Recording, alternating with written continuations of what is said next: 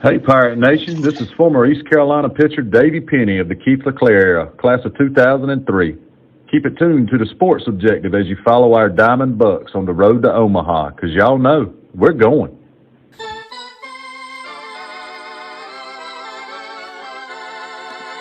You're listening to Extra Innings, presented by Next Level Training Center on the Sports Objective. Join us every Sunday night on Facebook Live and our YouTube channel as we talk East Carolina baseball. ECU play-by-play voice Corey Gloor and others will join us as we look back at the previous week and take a look at what's ahead. Now, let's talk Pirate baseball.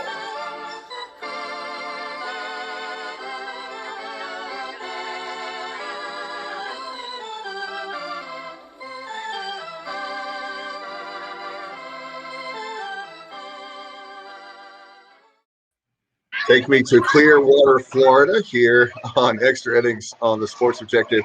I'm Dave Richmond, along with Kyle from LaGrange Barber. What's up, dude? You know, I wonder often how the three things that are synonymous with the Oregon are weddings, funerals, and baseball. Oh, no. Hey, Bubba Rosenbaum, what's up? Not much, guys. Very interesting weekend. The main thing is that the Pirates, of course, wrapped up the regular season championship, but obviously disappointing the last couple of days following each of those games. But, you can't be too all season long. Yeah, Bubba, that was a little bit breaking up a little bit. Ladies and gentlemen, live poolside, we're going to go now to the play-by-play voice of the EC Baseball Pirates, Corey Clearwater Gloor. What's up, man? Hello, gentlemen. How are we doing today? You've got the toughest assignment. You've got the toughest assignment in all of baseball, man. I will accept the sacrifice for this. I will take this for the team. I will be here for you. Yes. Thank you very much. Pirates, obviously, like Bubba said, split the series. They win the doubleheader Thursday. They get the first two games. They lose the last two games. There's a lot of people, of course, social media people that are, some people, not all people, I think, that are, yes, you would like to have 4 games, but we did win the regular season. It's not like we stumped our toe and didn't win the regular season, right? Yeah, they accomplished one of their main goals heading into the year, and it happened probably a little bit sooner than they were anticipating this weekend, to the point where they didn't even know that they had won it until after the game was over. And so, yeah, the fact that they pulled off yet another regular season title, that's one of the rungs on the ladder that they're trying to construct again for 2021. So I think recency effects will kind of overshadow that, unfortunately, but that is with everything this team has had to kind of navigate around the season. The fact that they still pulled this off is still rather impressive. Corey, back-to-back road series. They've been playing hard. That Cincinnati series was a very competitive series, probably mentally draining. They had to go back on the road against South Florida. Been playing a lot of baseball. How much do you think what happened in these last 2 games was just a ball team that had been going 100 miles an hour? They wrap up the conference title, and they just mentally, not completely checked out, but the effort maybe weren't there mentally the last 2 games. Because you wrapped up the conference championship, you can relax a little bit, and it may be hard to get back up after you've been trying to achieve that goal for so long. You achieved it in kind of mental letdown. I think it's a big part of how things ended in Tampa, and that was a pretty strong concern of Philip Godwin heading into Friday's game, which was Game 3, was that he said he didn't get a ton of sleep Thursday night. They'd won the title, and he was worried about a letdown, and Friday was about as flat as this team has ever played. And then Saturday didn't start out that way, but once a couple of moments happened in the middle of the game, then it felt that same way. It felt flat again. And so it's 2 efforts in a row where I think you're right. They hit that goal. They hit a conference championship in what has been, certainly the last couple of weeks, a very tiring stretch of baseball for them. And I think they powered down. And I think it is natural for that to happen at times. I think Friday was very out of character. I think Saturday was a little bit concerning. And so now it's going to be how this team kind of, flushes out how this series ended over the next couple of days here before they take the field Tuesday afternoon. That's going to say a lot to me because, they have regular season title locked up. They don't have anything else locked up yet. And so this week now becomes even more important than maybe we initially were considering after how things ended in Tampa. Yeah, I think if you get one of those two, Friday or Saturday, I think you pretty much wouldn't matter very much what you do in the conference tournament in terms of host. But I think you lose your last two. I think we could go 2-2 in the tournament and still maybe host, but you're gonna make things very hard on yourself and make it stressful. Whereas if we can win some games in the conference tournament, obviously you want to win the thing. But if you don't, if you can at least win some games, I think you pretty much lock into hosting. But they can't go out there and lay 2 straight eggs. Correct. And what Coach O and I were talking about over the series in Tampa was that for a program like East Carolina, which is one of the top tier programs in college baseball, but it is not an SEC program, and there is still that exists around the selection committee, no question about it. They will look for reasons to not put you in better positions. And the Pirates gave them a reason to not do that Thursday. They gave them reasons to do that Friday and Saturday. And so now Tuesday, I don't care who you're playing. It could be the Memphis Tigers. It could be the Arkansas Razorbacks. You have to treat it like it's the best opponent you've seen all year because of that. It's a sour way to end this regular season, and the selection committee is aware of that. So you have to put your best foot forward immediately, and you can't treat Memphis as the team you beat 4 times back in April and treat them as the last place team in the league. They are both of those things, but that doesn't matter. This is about you on Tuesday. You have to act as though Memphis is coming right at your throat, because they will, and expect their best punch and not take them for granted, because there were plenty of moments over the course of Friday and Saturday where it seemed like they had taken things for granted. And so now that needs to get cleansed out. Who are we starting against Memphis? Do you know? What's up? Who are we starting against Memphis? Do you know? No idea. I mean, with kind of how the way things were constructed over Tampa, it wouldn't shock me if this were a bullpen day. And in terms of Memphis, I haven't heard anything yet either in terms of what they might be firing. They didn't really, it didn't seem like they were trying to set things up for the conference, or if they did, it didn't look much different from what they had in the past with their pitching. Their pitching's been just not good this year. And so they had short outings for their starting pitchers against Wichita State by and large this weekend. So I don't know if there's much of an inclination that Memphis would give from what they did this past weekend. For ECU, they don't want to throw any of their main starting pitchers Tuesday. I know that. They want to keep Gavin on normal rest. They want to keep Carson on normal rest, not just for the end of this tournament and game 2 and moving forward this tournament, but for the regional the next week. They want them on normal rest for the regional. So I don't know what that means for Tuesday. It's shaping up to be a bullpen day. Who gets the ball first is anyone's guess. And the very fact that you got another thing, Corey, for fans that don't know, the very fact that you have Tuesday's game, but somehow you can do a Johnny Holstaff in a bullpen day, you get a bye on Wednesday, which means you don't play to Thursday, which would be perfect for giving the ball to Gavin on Thursday, right? Yeah, and even if they do have a setback on Tuesday, the way that they managed Gavin last Thursday in the opener, he could have gone further than what he did, but it was a comfortable lead. He was on 80 pitches, and they made the decision to, well, if we do need him on a Wednesday this week instead of a Thursday, he's ready to go on a day less rest. And so they have that at the ready as well. So you can get through Tuesday with your bullpen day, and we have seen some really good bullpen days in this team. Saturday was not that. And so if they rebound, assuming this is a bullpen day Tuesday against Memphis, then you're set up very nicely for the rest of the way here. Even if they lose Tuesday, you're still set up okay, but nobody who has lost on the first day of this tournament has even made it to the title game. And so Tuesday is vital if you want a deep run here. No question about it. We actually have 2 conference championships, 2015 and 18, and obviously 2019 was Cincinnati, and then we don't have a tournament last year. because of the shortened season with COVID-19. But I think I was telling the guys before, I think this week is huge for the Pirates because if you have the regular season title, somehow you can. I know it's a lot of baseball between now and Saturday, but it's a long week coming up. But somehow, if you can manage the week one, literally, it's and another thing, you don't have to worry about doubleheaders anymore. You don't have to worry about the 4 games in like 3 days. So if you can somehow manage your way, you win the championship.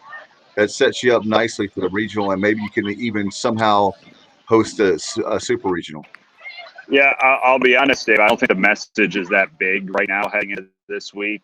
The everything, they know everything. Like, they know what the picture is. They know that they're in that group of 20.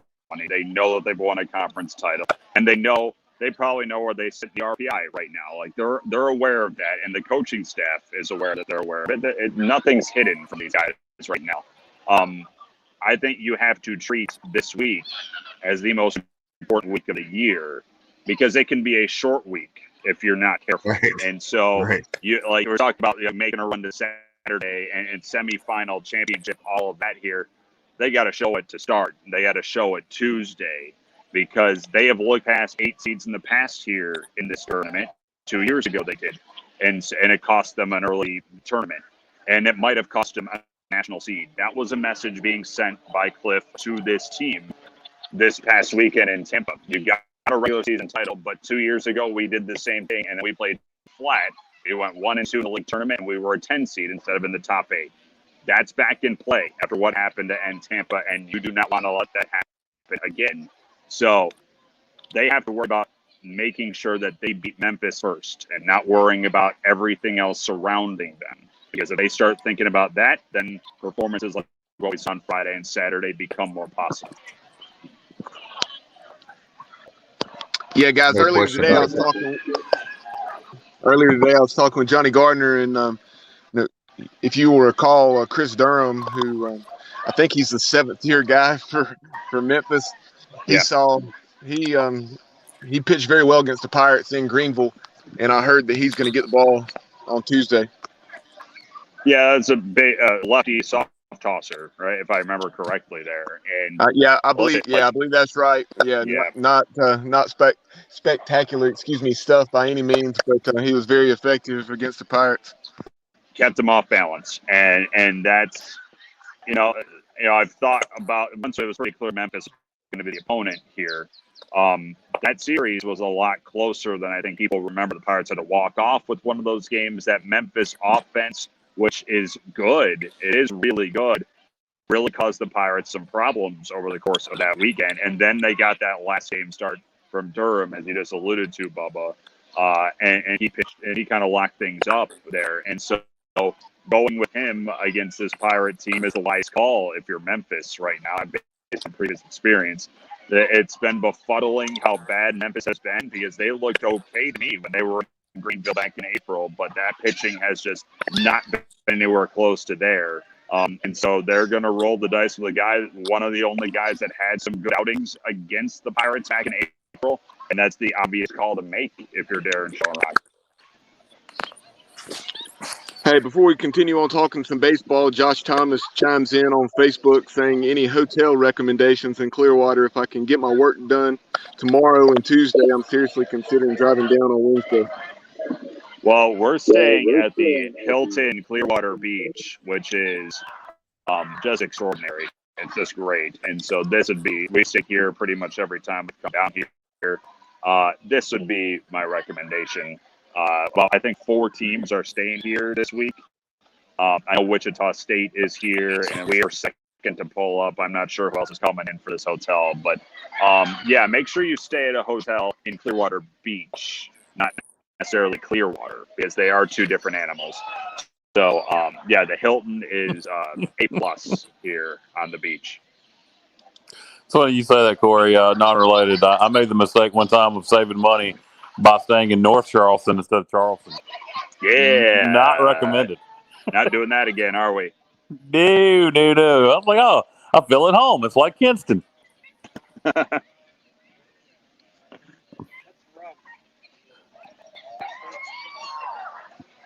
Dave, Bubba, we're not going to leave on that note, are we? We're going to continue to talk about No, we're not.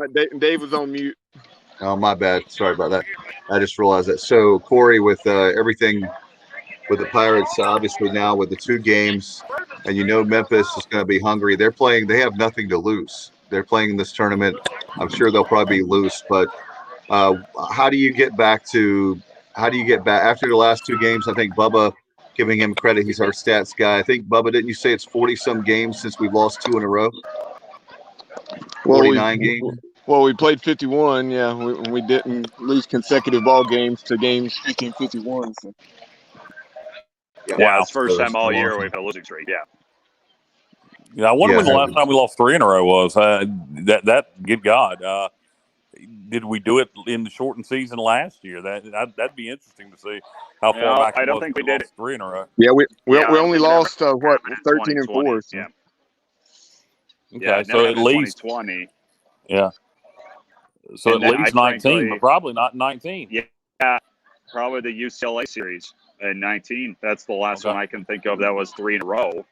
That is, I don't know. I don't remember what. I think after that there was a win. Prior to that, I don't remember who was at midweek prior to that trip to LA, but that was a 3-game skid against the number 1 team in the nation at the time. No. And they were not. There were some close games in there, right? I remember one of the games was real close anyway. So it wasn't like that. Close, yeah. They were all pretty close.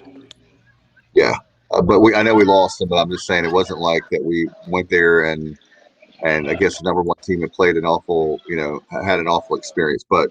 You obviously want to win them. And I remember we came back and beat up on Elon. Thanks to Bubba, the Pirates bounced back, and Coach read Bubba's post and put up there, "We bounced back." I'll never forget that. But anyway, moving forward to. Hey, anything to poke the bear. Anything to poke the bear. We bounce back. So speaking segue here, how do we bounce back from Tampa to Clearwater? Well, I think you got 2 things to clean up from the South Florida series. The last game was a problem pitching wise, walking 9, hitting 5. It was kind of an avalanche game where it just seemed like every pitcher was struggling on top of the other, and those have happened a few times during the course of the season. But that was the kind of the culmination of it, where just, one guy came in and just couldn't do it, and then the next guy came in and it was the same story over and over again. The fact that was a 3-2 game for as long as it was a miracle, because South Florida had every reason to blow that thing open earlier, and then they finally did late. So if it's a bullpen day again on Tuesday, not trying to do too much to make up for a guy who maybe struggled before you. That just seemed like that was all over Saturday's game, where it's like, oh, this guy struggled, I have to make up for it. And you start to get outside your head a little bit. So that's the first step if Tuesday is going to be bullpen day. The other step is, frankly, offensively, that series is not a shining moment for Pirate baseball, because, Game 1 was one thing when they put up a ton of runs whenever Gavin's pitching, and they did again. But Game 2, they put up a 5-run 3rd inning. That was it. Game 3, shut out for the first time all year, only had 4 base runners. And then Game 4, scored 2 in the first inning, and that was all she wrote. So that's only 2 innings in the last 3 games of baseball in Tampa where they put up runs. And that's not this team either. This offense is what we saw in Game 1. And so going much more on a micro level of attention for this lineup, putting pressure on this Memphis team, on whoever's pitching, on that defense was leaky at times, making them work to get you out. That was what Pirate offense needs to get back to, because that was what happened to start in Tampa. It was not how it finished in Tampa. Corey, you mentioned the defense not playing well at times, leaky defense. Is that what you said? Shaky defense. Shaky defense probably makes more sense. But to me, that's just focus. I mean, in my opinion, to me, if the guys come out focused, that kind of takes care of itself, I would think. I mean, God Almighty, you look at that double play on Friday night or Thursday night. I'm sorry, at the end of the game, you couldn't have better. That's one of the better defensive plays we'll see all year. So I mean, the guys are sharp with the glove when they're hitters into the game. Yeah, I'm totally with you. I was saying more like Memphis doesn't have the best defense on earth, and so making Memphis work, that's kind of the what ECU offense needs to do here on Tuesday. But there were some moments in the final two games in which the Pirates defense was not sharp at all, and there was an errant pickoff throw. There was I think it was Ben Newton, the catcher, who threw down to second base, despite the fact it was ball four. The throw went to center field, and that led to a run immediately on that Saturday finale. Just there was a drop pop fly down the left field line in one of the games. I think that was one of the wins on Thursday as well. Yeah, defense is not just about positioning; it's about focus. And there were too many points for anybody's liking against the Bulls of lack of focus. And yeah, defense doesn't get as much talk when we're talking about like games like what we saw. But you're right, when you see the highlight moments that they had Thursday night, and then you see just kind of the lapses they had the last 2 days, it all correlates. It all correlates to what Cliff Godwin told me prior to Friday. He was really worried about how this team would come out on Friday, and they proved him right. And now it's about proving him wrong here coming into Tuesday and saying, no, we're the team that won a conference title Thursday. We're not the team that we just saw the last 2 days. There were two very different clubs that we saw in Tampa. We're the former, and now it's time to go show it. And who knows, it could also be that we want, that we get the mop, we get the sweep on USF. We could win all four and come in there flat as well, right? I mean, who knows? I mean, we'll never know, but you could win all four and then think that you easily have it and play Tuesday against Memphis and play terrible, So who knows what, now that you got to take those two games and those are in the past. And as far as Memphis, we know that Memphis, like you said, Corey, the Memphis pitching has been bad all year. And if the Pirates can get hot with those bats early on and getting the bullpen early, then it might be an easy day for the Pirates. Who knows? Yeah, who knows? I mean, they have to show it. They have to want to make it an easy day, because when they want to do that, there's nobody better in the country at doing it. Like, there are other programs that will say otherwise, but when this team puts their head into it, they're unstoppable. And we've seen that when they've won every series opener this year, because they lock in when Gavin's on the mound and they're ready to go to war for him, and so they put up a ton of runs. They play a little bit differently. They play a little bit with an edge when Carson's on the mound, but Carson gave up 4 runs in the first inning on Friday, and it kind of shell-shocked him. It really felt that way. Because he's relying on him for that not happening. Listen, if they want it to be an easy day, they have all the tools to make it an easy day. They've got to do it, though. They can't rely on Memphis allowing that to happen. You have to make it happen. And if they're able to play that out over 9 innings Tuesday afternoon, then they're going to be going into the weekend here. But if they decide that, we beat this team 4 times, with the last place team, they won 7 games this year in conference, we're better than them, then they'll lose. Like, if they don't go out there and prove it, they'll lose. It's that simple. And it's not looking past it. Like, you can't look past Tuesday. Even if they had won all 4, even if they won all 4 in Tampa, you can't move past Memphis yet. Like, you got to go beat them. You got to go prove it. Because if you do that, then the road is there to do everything you want to do in the NCAA tournament. But you got to do it Tuesday, and you got to make it. You got to want to do it Tuesday. And if you can get the best effort, going back to what I was saying earlier, if you get the best effort on Tuesday, I mean, then it makes your life easier too, because then you have Thursday, Friday, Saturday. I mean, so you got to get that first win. Totally agree with you, Dave. They can't think it that way. They can't do it.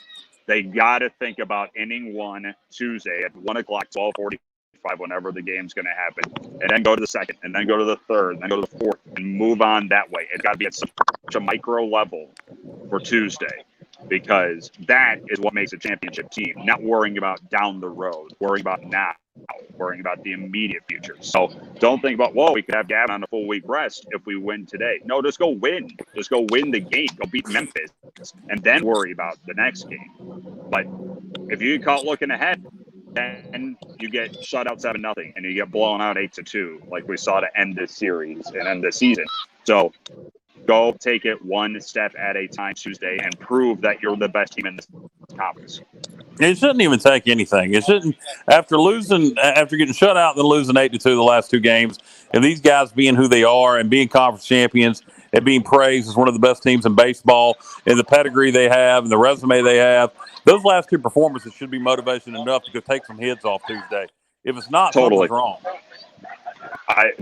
If they don't look at what, and I think Dave, you mentioned like moving past those games. You're dead on. I think you have to flush those games. So you have to take what happened in those games and figure out why those happened to make sure it doesn't happen again.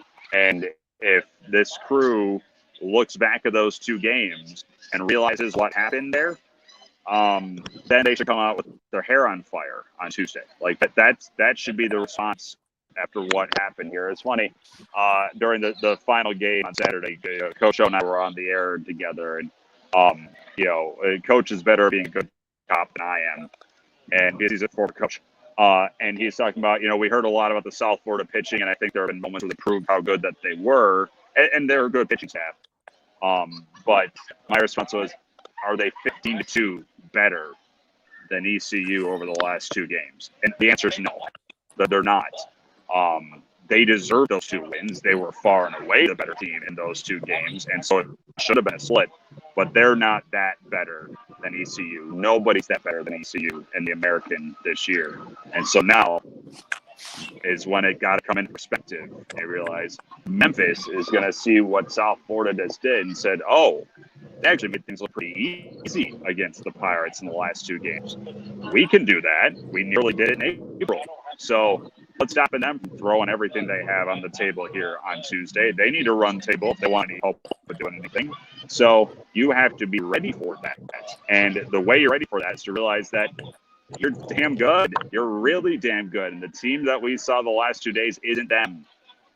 So if you want that to be you, they can make that them. But championship-worthy team, as Kyle says, responds from that and comes out and bludgeons a team. And that's what they're going to try and do. Yeah, and another thing on the opposite side of that, Memphis has struggled all year, last place team, like you said. And if you can jump on them early, they may decide they're ready to go back home and get the season over with. I mean, I don't know their mindset. They may be balls to the wall wanting to win the tournament, even having the losers bracket. But you kind of think maybe if we can jump on them early, they'll fold the tent. I'm just speculating. Yeah, and Memphis over the years here has actually had some okay runs in this tournament. They made the semifinals a few times as one of these bottom seeds. They've never been contending for the top of this conference, but they just kind of, they don't necessarily check out immediately and ready for the end of the season. But we've seen over the years, they've beaten the Pirates before as a high seed in this tournament a few years ago. Darren Schoenrock, for all the struggles that this program has had over the years, they're playing for them. They're playing to not end the season immediately here. They've done it year after year after year. So you're going to get their absolute best punch here with a lineup that will give you a lot of punches. And so you got to be ready to answer that. And if you can jump out early, great. But you got to keep building on it, because a 2-run first inning on Saturday didn't hold up. A 5-run third inning on Thursday night almost didn't hold up. So, you got to keep on going and send the message. Send the message to this entire tournament. Yeah, Cincinnati is playing unbelievable right now. Wichita State is back in a good upswing right now. UCF just swept their series. But you're the team to beat this week. And it starts Tuesday. It starts coming out and taking care of Memphis the way you know you can. No doubt about it. The very fact of this team has to be, after the last 2 performances, the last 2 games, they have to be hungry. And the very fact that now it's, you always hear Corey with it's a whole new season now with postseason, survive and advance. But going back to what you said, you're absolutely right. You can't take a playoff the very fact is that every single pitch, you got to be ready. Like I tell my team I'm coaching right now, if you take a play off, I had a kid, he takes a play off. He didn't even see the ball hit in left field. 3 runs scored because of one pitch, and that's how Yeah. easy the game can get away from you. Is a one pitch can be 3 runs, and then all of a sudden the game gets way out of hand. And even though that's Farm League and not a Division I baseball, for college baseball, it still has the But same it's true. principle. Oh, absolutely true at all levels of baseball. A game of baseball is decided by 5 pitches. And whatever the score is, 5 pitches by and large determine what happens over the course of the game. Whether it's a 10-1 win, a 5-2 win, get blown out 7-0, or losing 8-2, there are 5 pitches you can look at across the day and say this is how it happened. Saturday, it was a line-out double play in the 5th inning that really set the tone, in my mind, offensively for ECU, and they couldn't recover from it. But there are going to be 250, 300 some odd pitches thrown in a baseball game. Like, it comes down to a very small number. What side do you want to be on of those 5 pitches? Because that will determine if you're moving on or not. For 38 times this year, the Pirates have been on the right side of those 5 pitches. For 13 times, they haven't been. Now it's time to get back to the 38, because when they are on that side of things, they are so hard to stop. And that's one of the things we heard Thursday from the South Florida folks. It's the first time seeing us. They said, when this team is moving runners, dropping bunts, I know not a lot of folks love the bunting, but it's such a huge part of this East Carolina offense. The swing and slash, the all of that stuff. When they're doing that, there's no stopping them. Like, you can't stop this team. But 5 pitches will determine that amidst all of that. And so be on the right side of that again starting Tuesday. Corey, diehard Go ahead, Bubba. Pirate Richard Alsbrook chiming in on Facebook. I know he spent the weekend down in Athens, Georgia at the UGA softball regional. But Richard chimed in. He was talking about how he loved your call of the tremendous double play, the 4-6-3 with Norby to Giles to Moylan, I believe it was. And then he also said, Francisco, okay. Are we going to be able to sneak into the conference tournament? Yeah, I believe every game is going to be on ESPN Plus down here. And so the way you've done it all year, if you have been doing it all year of matching our call up with a TV broadcast, will still stand. And if you don't know how to do that, syncmygame.com will tell you how. All the games are going to. I believe so. That's what I heard. I was going to tell you, I read that. I think the championship game might be on. The championship game might be on one of the ESPN cable channels. ESPN News. Yeah, and the lead up, every other game is on Plus. ESPN News. Yep, ESPN News. That's where it's usually been. It's been a few years since we've had the situation, but yeah, I think that's usually where it's wound up. Okay, well, I guess everybody has ESPN News just like they have all the other ESPN. So what does it matter? Well, you got me though, Kyle. You got me. Exactly. The Kyle Barber Network. You can go down Corey, there and I am actually very much looking forward to your call. Not that I normally don't, I always do. But Tuesday afternoon, while I am working, I get to listen to baseball. That'll make my day go by much faster. So, I'm in favor actually of more weekday afternoon baseball. That way I can listen to it while I work and make the day go by. Yeah, and the Pirates, frankly, are in one of the 2 slots you want in day one here. You want to be in that second game or that third game, because you do not want to play at 9 a.m. and you do not want to play at 8:30 p.m., which is likely for the 4th game. So, yeah, I mean, you're going to be working. A lot of you are probably going to be working, so you won't be able to maybe watch it, but I'm there for you. Put me in your ear and tell the boss that you're listening to, I don't know, Coldplay out there. Listen to what? Coldplay. Yeah, Coldplay. Coldplay? Banned from overseas. Okay, why is that? Why would the boss be more okay with that than baseball? Well, Coldplay, it just seems like every boss likes Coldplay. Okay. He's saying the bosses are bland, is what he's saying. Okay, all right. So that way baseball is way cooler. That's what he's saying. That's what I interpreted. Is that right? Or your boss is cool, just put on the game on the radio and say, "You're cool, I'm cool. We're listening to some cool things." That sounds good. Sounds good. So we're talking about the hotels. What kind of can you tell the fans that are going down there, like our buddy Josh Thomas is watching on Facebook Live? What are some things people can do down there, fans, this week? I wanted to ask you that before we talk more baseball. Since I've been doing this job, I've been imploring fans to come down here for this tournament because it is really something cool. It's not just, where we stay, and the amenities here. There's a main drag right here on Clearwater Beach. You can just stroll up and down and kill all your time when you're not in the ballpark. But the facility is unbelievable.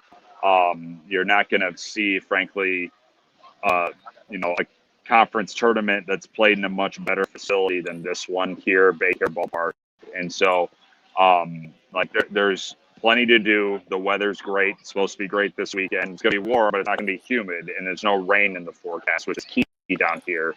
And you're going to see some good baseball in a really impressive facility. So, SEC can have Hoover. ACC can have Charlotte, and Charlotte's a great park. I know that. Clearwater is where it's at here in college conference tournament week. There's no question about it. No, that's a great setting. I mean, you got the beach. You got, I've never actually been to Clearwater Beach, but I mean, I'm sure you've got plenty of tourist things to do. You mentioned the restaurants earlier. I mean, I'd much rather be somewhere like Clearwater Beach, Florida, this time of year for several days than Hoover or Charlotte. I remember one year.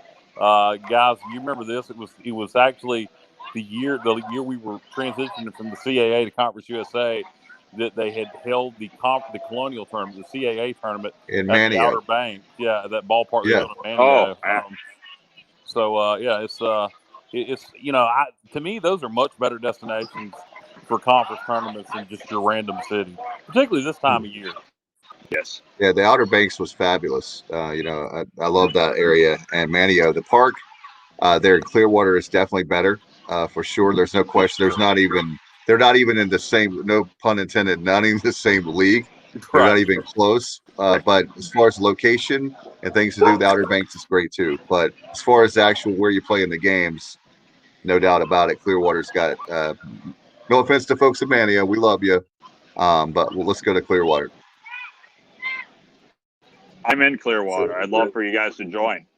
I wish we could. I have to work this weekend as well. Unfortunately, I would definitely look at coming down there. If your boss is cool, they'll understand. Bring the No boss. comment. No comment. I want to keep my job. Kyle, do you have a cool boss? I guess he didn't hear that. Kyle, do you have a cool boss? Are you still there? Or maybe we lost him. Bubba, do you have a cool boss, a principal? I do. I'm actually going to be switching schools. We had a dip in our enrollment, so I'm switching from middle school to elementary school in the fall. What did you ask, I didn't know Dave? that. I was asking. He was saying if I had a cool boss, then I could just come down to Clearwater, and I said no comment. I was trying to evade the question and be a politician, and I asked you to help me out so that the pressure will be not on to answer that comment, that question. I have a cool boss, yeah. Could you leave your job for 4 or 5 days, is what he's saying, and come down and be with him in Clearwater at the tournament? I could. I probably would prefer I give more notice than just, tomorrow. But you have my permission. If Corey wants to pay for it, I believe I can pull it off, yeah. You have my permission to leave immediately from your jobs and come down here to Clearwater. Oh man! All right, we got Corey's permission. Corey Gloor says so. All right, there you go. I do have 50 days of vacation stored up. So one thing I can assure you, Dave, is I do not have 50 days of vacation stored up. There's a thing called COVID-19, and when COVID was going on, and we couldn't take off vacation forever. So that's right. That would make sense. Unfortunately, but now it's good because I have plenty of time to. And our friend Josh Thomas says he's self-employed. My boss is a pretty cool guy. Josh, have you ever sexually harassed yourself? And I'm not going to get into. Let's talk. Let's go back to baseball, Corey. How about the teams you were mentioning about obviously Cincinnati's playing out of their mind right now. You mentioned Wichita State. Is there a team that outside the radar maybe that we're not thinking about that Memphis, another team that maybe that could really give anybody a fit? I think Houston throwing Robert Gasser on Tuesday could set them up okay to make a little bit of a run, and they are throwing their ace on Tuesday. And they have Tulane, who has fallen off the planet now.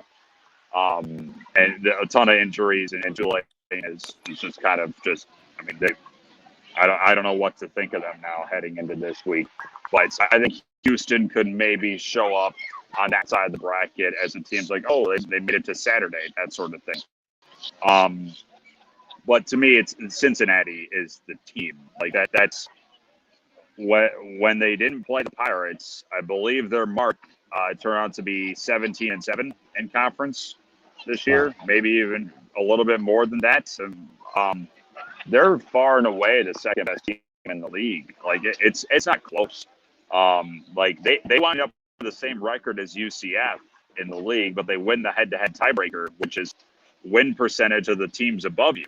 There are 3 teams above that group, and Cincinnati saw us 8 times, went 1-7, and still won that tiebreaker because that's how good they've been against the rest of the league. They now have the pitching that is supporting that veteran lineup.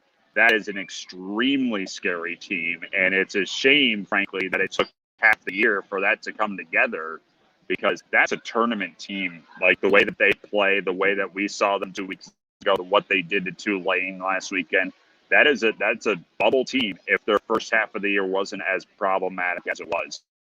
And so, to me, there are 2 clear teams at the top of the heap in this conference tournament, and they might see each other the second day like that because Cincinnati's the 4th. And so, to me, it's the Pirates, it's the Bearcats, and then you have kind of another group underneath. UCF, if they can get through Cincinnati, it caused the Pirates some problems. So there could be another one. Wichita played okay last weekend against Memphis. They got their slugger back, Garrett Kosis, back in that lineup.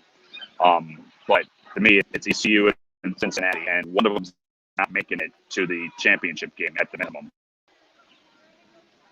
Well, we'll have to see how obviously that plays out. But certainly with the Pirates, we were talking about pitch by pitch, just like that. What do you think the guys? One question I want to ask you earlier, and I forgot. After the 2 losses, what kind of moods are the guys in now? Looking forward, it's Sunday afternoon. We're doing the show early Sunday evening now. Did you get to take a feel of the guys like leaving the facility there at USF and the bus ride over to Clearwater? How are things now? Well, I think they are moving on from that weekend, but still trying to wrestle their arms around just what happened to end the weekend. And so they're in full go now for Memphis, and they're setting the stage for that. They'll practice tomorrow morning, and then they'll get all the scouting reports done for Memphis. But yeah, I think initially after last night's game, there was a little bit of kind of a whoa, that sort of a feel to what happened. Now you need this in the sport. You need to be able to flip the switch back. And that means, not just wiping out a loss, but wiping out why it happened, learning from it, and then applying it to the next game. That's where the team's at now.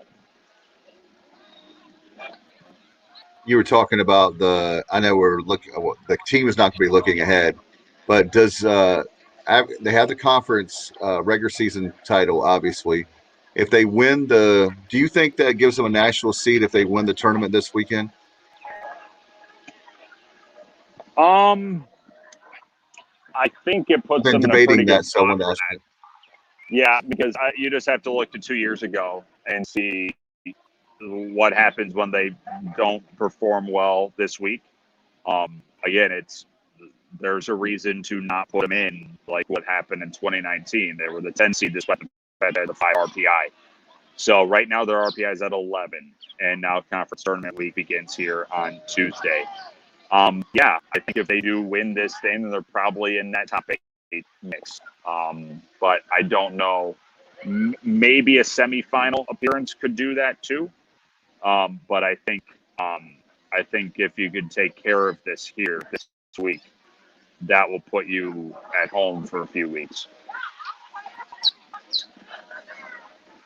As far as we're talking about, Dave, I was going to piggyback off that. I mean, not that we can Okay. control any of it, but talking about the top 8 seed, obviously, if you win your conference tournament, then you have that chance. If you don't, then you're probably not going to. But also, what happens around us is going to have a play on that too. I mean, there are other conference tournaments going on. Some conferences have wrapped it up. There's no conference tournaments, but what's going to happen in the ACC tournament? What's going to happen in the SEC tournament? All that's going to have an impact also on what our seeding will be, whether it's top 8 seed, top 16 seed.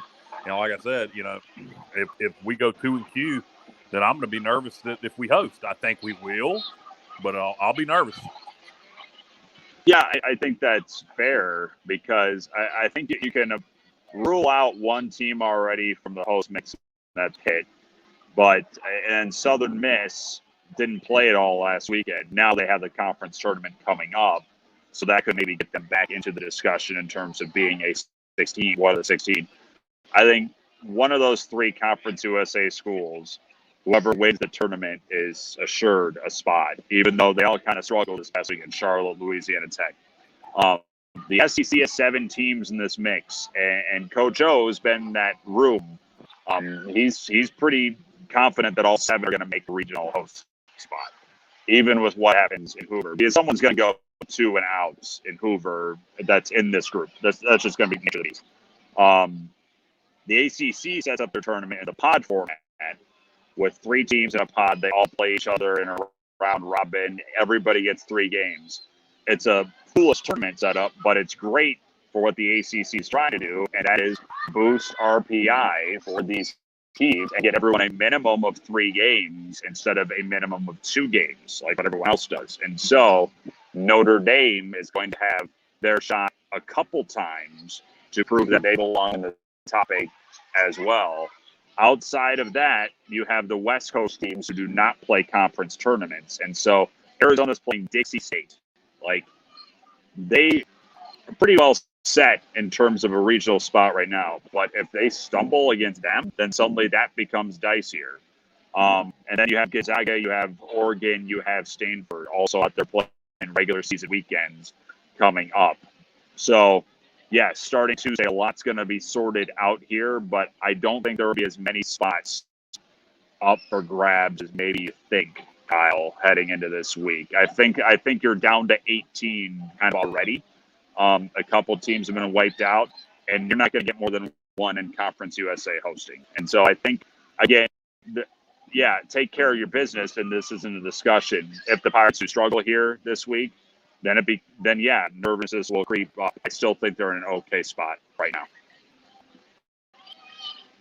No doubt. Want to remind fans about Next Level Training Center, that the great folks there who actually, Trent Gainell, Brett, who have been very good to us sponsoring this show here each and every Sunday. Appreciate them so much. And I know we'll get to our PGX Pitcher of the Week and our Player of the Week. We have that. And pgxgloves.com. They're so fantastic. I'll tell you what, they've been very good to us as well. Corey, before we do that, who would be we've never done this, I'm going to put you on the spot. Who would you be your PGX Pitcher of the Week? Who do you like? Gavin Williams. Gavin Williams. I mean, with what he did, again, that might have been the best he's looked, frankly, this year, and that's saying something. He was just, there was not a single moment where he wasn't really in sharp command of that team. And so, yeah, he's my obvious one for this week. And as you see, those are watching on Facebook, YouTube, or Periscope or Twitter, you see that he is the obvious choice there for us. The PGX Pitcher of the Week is Gavin Williams, going now 9-0. That 1.48 ERA, but he pitched 6 innings, 1 run, 1 earned run. He had 3 hits, 11 strikeouts, no walks, 80 pitches. I mean, that's just phenomenal stuff. And again, hopefully we can win on Tuesday to get him Thursday. But like Corey said, you got to win on Tuesday to get to Thursday. So we don't want to look at. You're going to see him this week. It'll either be Wednesday or Thursday, but you're going to see him this week. Make no bones about that. No doubt about it. And what about your player of the week? Who do you like? I'd probably go with Bryson Worrell on that one. A couple of triples in game one, home run that turned to be the decider in game two. And the last couple of days was a struggle for pretty much everyone in the lineup, but including Bryce in the last couple of games. But he set the stage on day one of the series pretty easily. No doubt, and that's our PGX player of the week is Bryson Worrell, 5 of 15 rather. He had a home run, 2 triples, he had doubles, he had a single, and 4 RBIs on the day. So congratulations to Bryson Worrell, our PGX player of the week. And what a great thing. We did get as we mentioned, we do have the regular season. Now we're going to be in the postseason officially. And all you got to do is like the old Bachman Turner Overdrive song, you got to take care of business. That's what we got, taking care of business. That's what it's all about. And, it was something I was thinking about all throughout the show, Corey, is it's easy to get in these conference tournaments and the regionals and super regionals or Omaha with the College World Series, and you're so worried about the other competition. We just have to worry about being ECU, right? I mean, Coach talks about that. Don't worry about the other team. Let's just be ECU. That's been the message from the start, from game one to this will be 52 coming up on Tuesday. You take care of yourself. Nobody can beat you. You play ECU baseball, no one's going to beat you. And so that will be the driving focus heading into the matchup with Memphis coming up in a couple of afternoons' time. And that worry about what you can control. And that includes your focus. That includes your attitude. Not just what you do at the plate, not just what you do on the mound. And they're going to be fine. They're still fine. They're still a damn good team. They're one of the nation's best. The last 2 games were not them. And so now it's time to go out there and get back to being them. No question about it. In fact, we had Richard Allsberg ask. He's asking if the team is healthy. I know there's obviously some bumps and bruises. I mean, look at, like you said, was game 52 coming up? We all know about that. He said a lot of personnel movements are no surprise to me. I was just wondering, are we healthy? Yeah, I think by and large everyone's healthy. Just nicks and scrapes, and Josh Moylan has, it sounds like, a little bit of a hamstring pull from Cincinnati that he's still kind of nursing. But he showed up throughout the weekend and even played first base for a little bit. So I think aside from just kind of the season wear and tear, and the Skylar Brooks injury, which has been kind of the biggest one of the last month and a half, and he's likely done for the year. This team is as a full complement here now. Just they're good. The guys are tired, and everyone's tired by this stage. So it's not an excuse because now they're going to be 8 tired teams starting up on Tuesday here, and you're still pretty well talented compared to a lot of the other teams you're going to see. So, I think injury-wise, this team's fine. And our good friend situation. What's the capacity situation for the?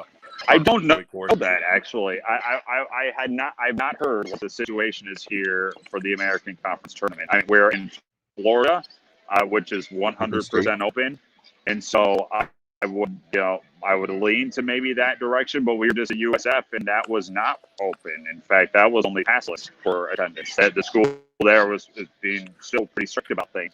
I honestly, I don't have an answer on the capacity thing for the American. I'll try and find that out for everyone here before things start on Tuesday. But I haven't heard anything. And so if you want the answer, guys, check Corey's Twitter. He'll have it for you at some point. That's very true. Our good friend Blair Bagley, who is a great Pirate, he said Gavin is a beast. One of the questions, yes, he is. Definitely, don't you think he made the right decision to come back to school? I mean, the guy has been, he said, speaking of being hungry, he has been hungry all season long, and we'll keep our fingers crossed that speaking of being healthy, that he'll stay healthy the rest of the way. Yeah, I mean, it's an interesting question. Do you think he made the right choice?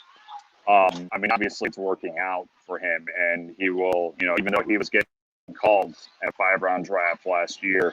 He said, I pitched 2 innings of baseball that in 2020 you did see what I can do. I'm going to make you see what I can do. And now people are seeing what he can do.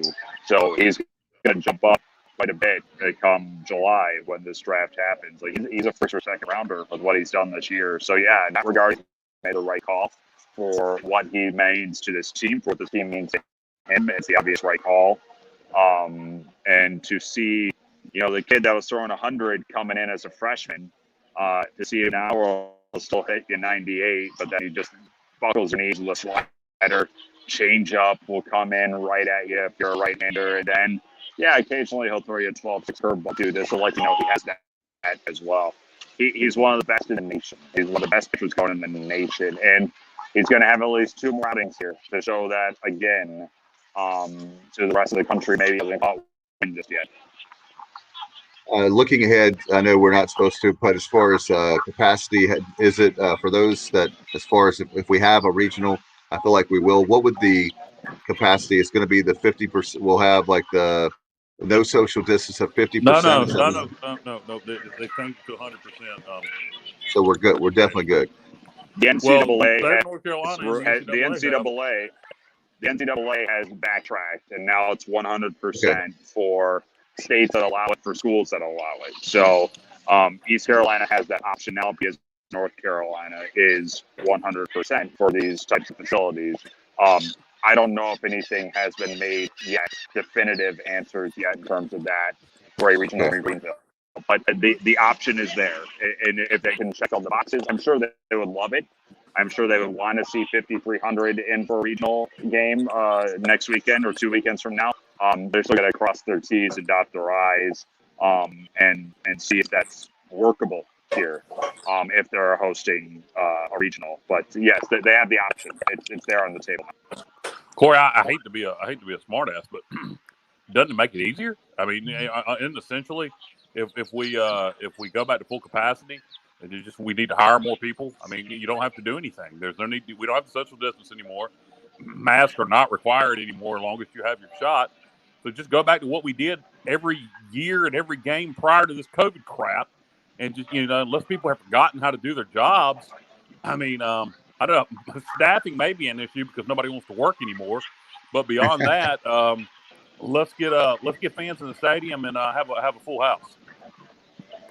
I mean, on the surface, yeah, but there are complicated measures beneath that, and you mentioned one of them: the staffing in place to do that when it hasn't been all year. There are still furloughs happening in the athletic department right now, and so no, it's I'm sure they'll let it check a box, flip a switch, and just say, yeah, everyone come on in, lights are on, but that hasn't been the case for a year now, and just to be able to snap your fingers and make it happen for next weekend, there's a lot more to it than just saying, yep, that's good. So there's more in place logistically.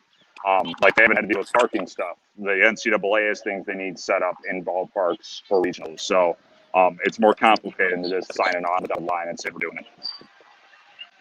How's that get it done? John Gilbert, Brian Robinson, and everybody in the athletic department, get it done. It's your job, get it done. Kyle's looking for you want to do some moonlighting, Kyle? Get it done. I don't want to hear any excuses. People have been dying to get in that ballpark all year, literally, and we haven't been able to. We have our opportunity now if we host. Get it done. Get a full house in there. Figure it out. Get it done. It's your job. Do your job. Get it done. All right. Okay, well, Corey, you're from me. Nobody else. That's all from me. Hey, Corey, I know you're poolside right now, so we'll let you get back to your job of chilling. And if you can see the Gulf of Mexico back there as well. Oh my gosh. Yeah, it's not bad. Oh my God. It's a tough life, but somebody has to live it. Corey, man, we know that you've had a long series, obviously, with USF, and we appreciate your time so much. How can people find you, your work? Obviously, we want them to listen on Tuesday afternoon, right? Yeah, well, you can find me on the beach this week when we're not calling baseball. But Twitter @Corey Gloor, Instagram, same moniker. And then the TuneIn app to listen if you're not in Greenville. Find East Carolina baseball. And then Pirate Sports Network, that Twitter account, Pirate IMG. Have that on hand because we're game 2 on Tuesday. So we have a 12:30 airtime, but we might not be on the air at 12:30. So that'll update you as well for here because things are going to be in flux a little bit on Tuesday. So I keep locked into all of that over the next couple of days as this thing gets underway. All right, and all the games fans are going to be on ESPN Plus, except for the championship game. That'll be on ESPN News. So keep that in mind. And all the game times, just remember that. Let's see, that shot from Corey seals it for me. Josh says he's heading down. So there you go. Corey, Corey's actually working now, Josh, for the Chamber of Commerce, I think, this week for Clearwater. So appreciate you so much, man. Yeah, I didn't mention that this hotel does have a private beach. Just saying. Oh, there you go. Thank you, gentlemen. I appreciate it. Thanks for working with me a little bit today and throughout the weekend. And then, I'll be talking to you here down the line. All right, we'll see you next. I guess we'll talk to you next week or the next couple weeks. All right, man. Have a good one. We'll be talking about more Pirate baseball. I know that. No doubt. All right. Good luck to the Pirates this week. All right. So that's Corey Gloor. Appreciate him very much as he's out of here. And guys, we'll see how things go. Final comments from you guys before we get out of here. Yeah, I know Corey was being politically correct, and I understand, and what he's saying is true. But I'll tell you what, you're going to have some pissed off Pirates if we can be 100% capacity and we're not. You're going to have some angry people. Yeah, well, they do have more than just this week, so they can focus this week. They should have been planning it for a couple of weeks now. Yeah, and you're down to the final week of planning, and the next week will be the regional. So, and hopefully, Pirates have got to play well. So we got to take care of business in Clearwater, and then come back to Greenville and host the regional. So still. We're going to plan that we'll have the regional, but you still got to take care of business on the diamond. So, do you have anything before we go, Bubba? Nope. That was the easiest one. All right. Well, I want to thank all our good friends for Next Level Training Center, nextleveltc.com. As you see on the screen, those that are watching, 252-756-NEXT. I know at some point we'll have Trent back on. We'll talk to him about. They usually have some summer camps for baseball, and looking forward to that, and also for softball for my son Alex and my daughter Mackenzie. Whenever we can work that in our schedule in the summertime, we'll get that for sure. All right, for Corey Gloor, Kyle Barber, and Bubba Rosenbaum, thank you, buddy, for producing as well, Bubba, behind the scenes, in addition to hosting. Then we'll see you next time right here on Extra Innings on the Sports Objective. Good night, everybody. Go Pirates.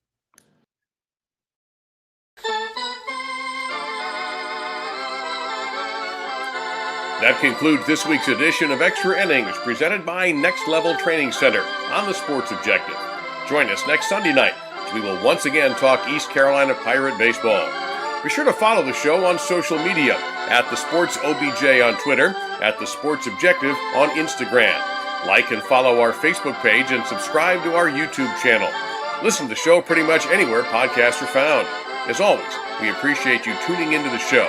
Go Pirates!